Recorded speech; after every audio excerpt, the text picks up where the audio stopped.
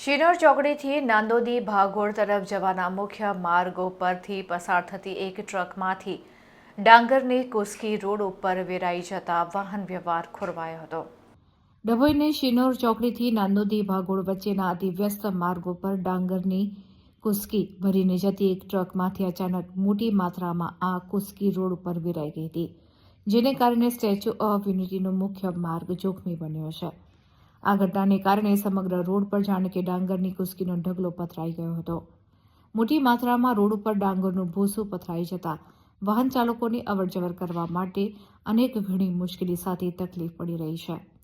Bike ચાલકો માટે તો આ માર્ગ અત્યંત જોખમી બની ગયો છે। ભૂસું હોવાથી ટાયર સ્લીપ ખાઈ જવાની શક્યતા વધી ગઈ છે, જે ગંભીર અકસ્માત નોંધી શકે છે।